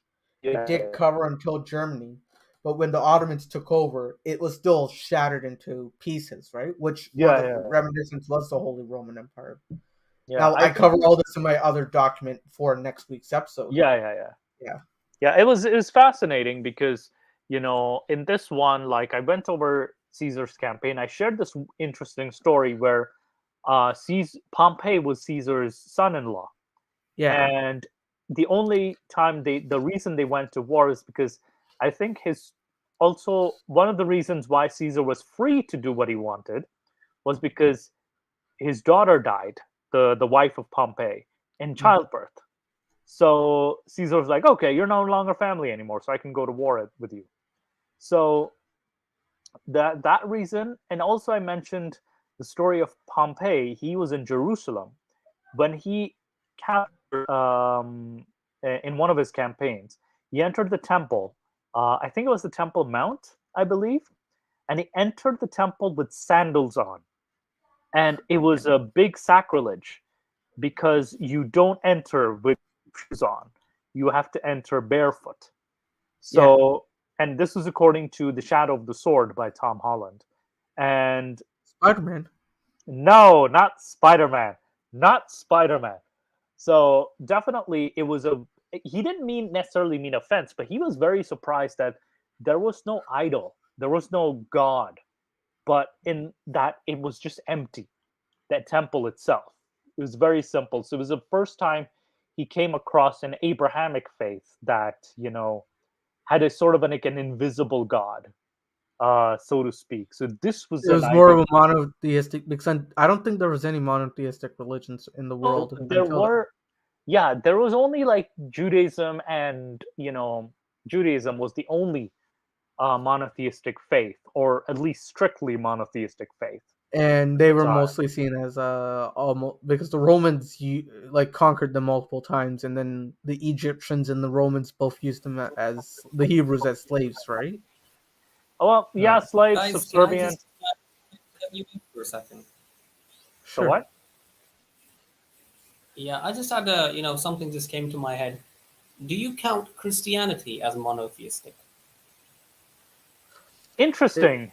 I It would. depends on what sect, wouldn't it? Because if you're looking at Catholicism, where it looks at three separate deities, which counts as one, so it's the same thing as Hinduism, right? Where where you would have in Hinduism Bara Brahma, which is the main deity, but Hmm. then it splits up Yeah. into various divisions. Same thing in Catholicism, where you have the Father, the Son, and the Holy Spirit. Each one is Yeah. separately deified. So monotheism is purely when you have one deity or one supreme being, whereas But polytheism is you have multiple deities. yeah, so Catholicism, which is the biggest branch of Christianity, it's mainstream Christianity, I would say. Is it monotheistic? Yes or no? On they say it's monotheistic, but on paper, I'm not convinced. It has a Yeah. lot of polytheistic tendencies. Yeah, and actually, I would say even the rest of the branches have pretty similar beliefs, whether it's Catholicism or whether it's Protestant or Mormons or whatever. They all believe in Yeah. the Son and the Yeah. Spirit, right? And So then Mormonism also has a dude. They also pray to a dude that has a driver's license and a social security number. I mean, look, you and I, we can say that Christianity is not truly monotheistic, but can a Muslim make that claim? Can a Muslim say that Christianity is not truly monotheistic? Well, that's They what. can, because I think they do say that in the Quran that Christians worship. Again, the claim is Christians worship not only God but also Jesus and Mary. Like in the Quran, that's the claim in the Quran. Not Mary, Uh, but they do worship Jesus. yes. So again, not not an accurate claim, yeah, for sure, but Yeah. definitely the Islamic religion does see them, and in a form of a shirk. It's a form of shirk. Yeah, but look, I just find it so ironic when a Muslim says to me that Christianity is not monotheistic. And they do say that a lot. When I debate them Mm. The about, way they deify Muhammad and talk about him, I think Islam saying that Christianity is not monotheistic is quite hypocritical. that too, but also just the mere fact that they would say that, oh, look, there's a trinity and there's three in one, and they are trying to make three sound like one, which is basically redefining what three is, because three is not one. I just find it so ironic because they are able to rationalize things like talking ants and all of there's a flying carpet and there's a flying horse and there's jinns and there's so many crazy things, that make absolutely no sense. And you literally have to say, Wallahu alam, God knows best. That's the only way that you can rationalize them. And then they will look at Christianity and they will say, oh, that makes no sense because three can't be one. If you can say Wallahu alam for so many things, why can't they say it for one thing? Yeah, That's it's just it's something that comes to my head when form when of tribalism. Keep in mind, it's also a form of tribalism, right? You see the flaws in the other, yeah, but it's harder to see the flaws within your tribe. And I think absolutely, yeah, Yasser Qadi made also a similar distinction too. Like he actually pointed this out hmm, that we're more to. I think if it's a Muslim audience, he's like we will be more biased towards our own people, but we won't. yeah, We will be like, we'll be more Did favorable. he We actually look at say them that on record? like, yeah, he said we will look at our own people more favorably, but will be biased to outsiders. He did say that. You Um, have to appreciate. You have to appreciate that guy's honesty. You really yeah, do. at least he's intellectually honest. Yeah, I know he's trying to rationalize things like evolution and, his what do you call it, Gog and All the Magog, yeah, and all these I saw that. legends. That is because I think I was also just on Facebook comments. I was actually talking to Abdullah Samir as well, and we were talking about the Gog and Magog, and he was telling us about the Syriac version of the Alexander stories Hmm. and how these stories and this reminded me of the story. I used to be very scared that these are tiny little vampires with long teeth that are going to Yeah. devour people. That's what I used to think Gog and Magog was. I was Yeah. very terrified as a child, as a Muslim child. Even Me as well. I didn't think of them as vampires, but yeah, they did scare me. I used to hope, yeah, pray that they yeah, don't come out in my lifetime. yeah. There's some very scary imagery, of course, of the Dajjal, like the one-eyed Yeah. Cyclops that was supposed Yeah. to rule Scary stuff. Scary yeah, stuff. yeah, some scary stuff. There's even a hadith where he is like in an island. He has a big head and long hair and stuff like that. It's What about the stuff that happens in the grave? That's even scarier. oh yeah, like you get questioned by the angels in the grave, and like it's so like messed up. Yeah, the crap out of you, man. They really Yeah, yeah, scare the crap. it scares the crap out of you. But yeah, it's definitely when you think about it, logically speaking, this shit doesn't make any sense. Well, so But much that God knows doesn't make best. sense. But it goes. Yeah, I was going to say that it goes back to the same thing that with all of these things, you are happy to say that God knows best. So keep your mouth shut and Yeah, don't yeah, question. Why can't they do it for one thing? Why can't they say that three is one and one is three? Don't question it. God knows best. Why can't yeah. they say that for one thing if you can say it for 100? Yeah, but keep in mind, this is Muslims looking at Christians. Now, Christian theologians themselves would do say something like that, but they usually find it very hard to explain the Trinity itself. Because the Trinity Because concept, it's very because it doesn't bother them. The Trinity doesn't yeah, bother them. They don't care. yeah. But keep in mind though, a lot of doubting Christians do find it, very confusing as a concept. Because who's being deified here? Is there a Holy Spirit? Is there a Jesus? And then what the hell is Yahweh doing? So it's like, are they one? Are they three? Like, what the hell's going on? So there's Yeah, also the so they're often also explained like yeah. something like God I knows just best from their honest, perspective. honestly, I love it when Muslim debaters say to me, "Who was Jesus praying to when he was on the cross? Who was he praying to when he was upset? When he did the miracles, how did he do them if he wasn't really the actual God?" And they're making all of these rational The arguments. same way Muhammad Yeah, flew to heaven on a donkey. Well, exactly. They're scientifically trying to disconnect the son from the father, and they're doing all of this hard work. Who did he pray to? And if there's three, then how is there one? And how is one equal to three? That doesn't make any sense. And then they'll take bits and pieces from the gospel and say, see, if Jesus is the God, then that can't happen, and that can't happen, and that can't happen. yeah. Well, keep in Really? mind, I mean, they can pull out a rational argument, but then when it comes to like their own, like I even came across some Yeah. Christians saying that Muhammad is the devil, or like he was actually listening to the devil, and Hmm. I'm like, this is a very ridiculous concept because first of all, the devil doesn't fucking exist, and we can actually demonstrate that through even Well, the no, Bible but itself. no, the devil exists. I seen him after like 6 Jaeger bombs. Stop consuming Jaeger bombs. Stop doing that. Andrew Tate's seen him as well. Yep, Andrew Tate's as well. But yeah, you and Andrew Tate need to stop taking Jaeger bombs. All right. Yeah. Oh, and we're also close to like the 2 hour mark. So just to show Moose some sympathy here, we'll end the show and we'll make some closing statements. But Moose, I think because the show was mostly done by you today, do you want to Yeah. make your closing statements? Yeah, like so far overall, like when I was covering Rome, it's a lot of information. I wish, what do you call it? I should have seen the file earlier. I did want to, summarize it a bit.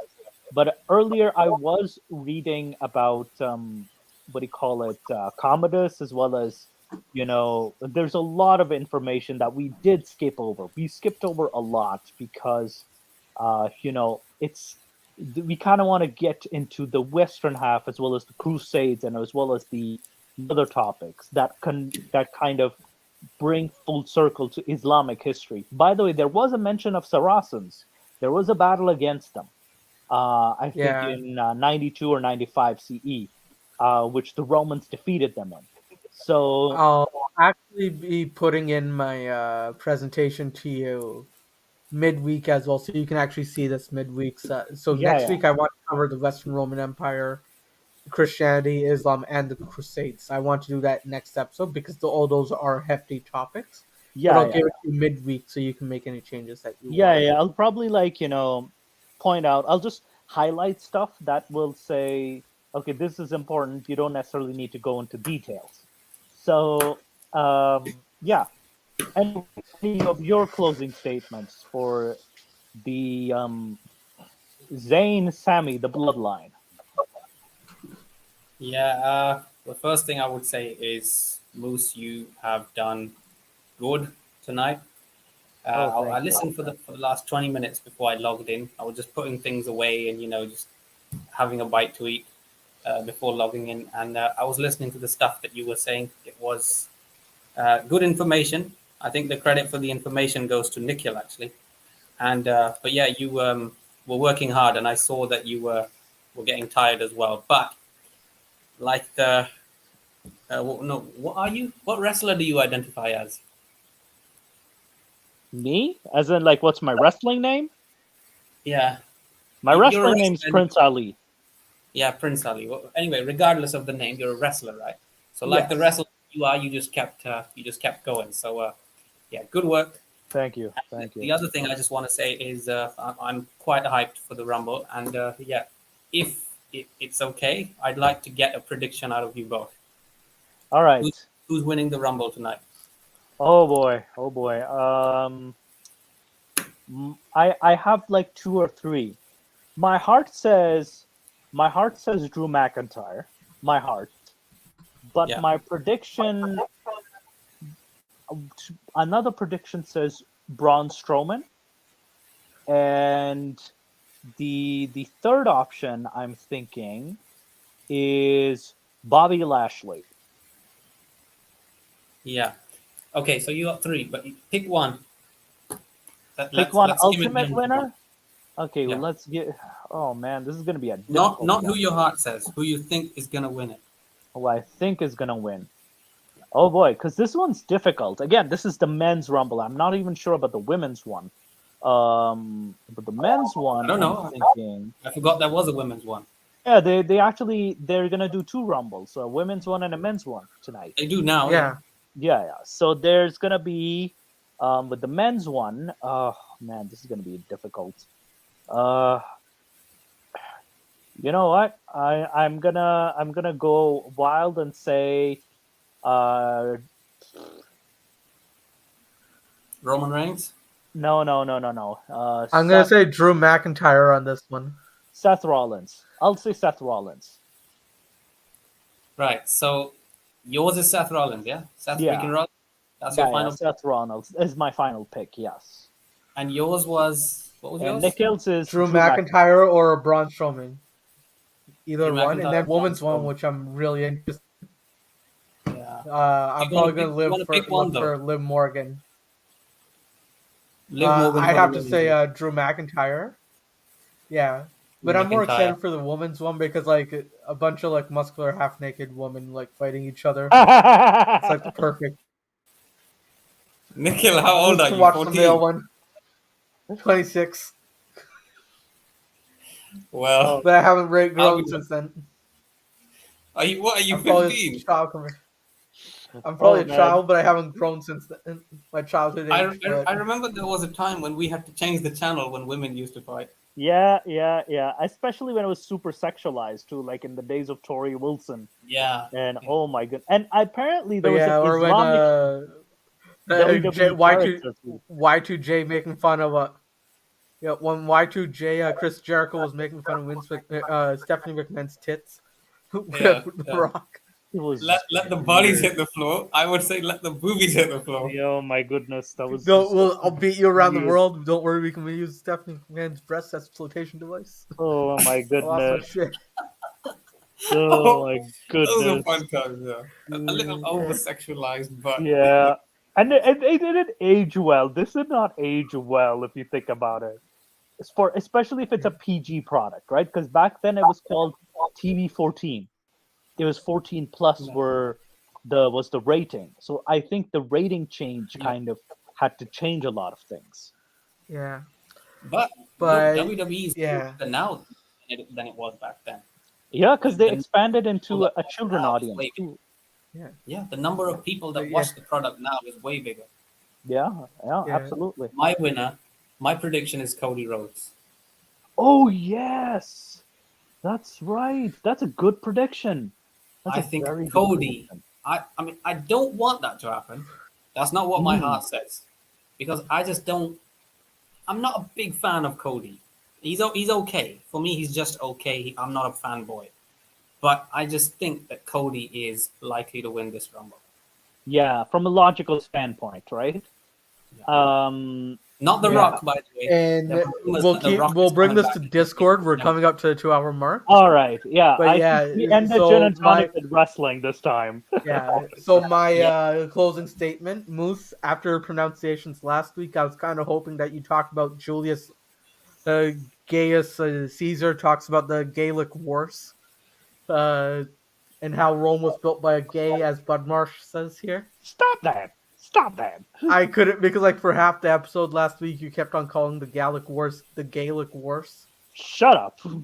So Is Badmash named after Badmash? The Urdu, like the Urdu Hindi Yep, word. yep. Yeah. Badmash. Yep. So he's a self-proclaimed Badmash then, yeah? Yeah. Uh-huh. But anyways, we'll Well, head take care. to Discord and take care, everyone. Take Bye care. now. Yeah, look, guys, I just wanted to, put some predictions on the air. So yeah, that's why I just Don't went. quote me on Alright. my predictions, but yeah, we'll see you guys in Discord. See you in Discord. See you in Discord.